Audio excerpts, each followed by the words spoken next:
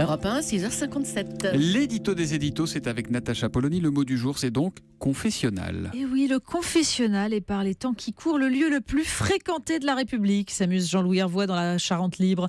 Les journalistes y font office de curé, sauf à raconter les secrets sur tous les toits. François Hollande s'y révèle donc comme un pénitent ardent à dénoncer ses fautes. Toujours plein de bonnes résolutions, il résiste mal à la tentation du mensonge, à cet accommodement avec les réalités qui offre la survie en politique. Oui, on sent la perplexité des commentateurs ce matin face au fameux livre. Et puis, l'interview dans l'Obs, boulet pour Yann Marek, ce livre, dans le Midi Libre.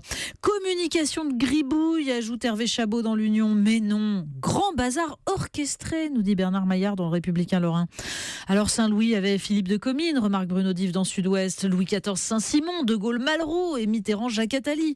Pour chroniquer son court règne, Hollande n'aura que Hollande. Mais les monarques, ajoute-t-il, qu'ils soient royaux ou républicains, avaient attendu la fin de leur principat, voire la mort, pour livrer leurs confidences à la postérité. François Hollande, lui, n'aura même pas patienté jusqu'à la fin de son premier quinquennat.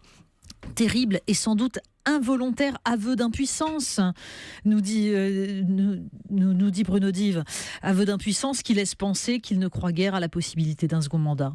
Mais pas du tout, répond Laurent Geoffrin dans Libération. En fait, il s'agit d'instiller dans l'opinion des expressions en demi-teinte, voire minimalistes, qui conduiront à un choix très cérébral. Ça va être très cérébral, on le sent. Somme toute, en fin de compte, faute de mieux. Tout cela n'est guère enthousiasmant, reconnaît Laurent Geoffrin, mais correspond bien, somme toute, au rationalisme guilleret de l'hôte de l'Élysée. Ça peut déboucher sur une candidature malgré tout.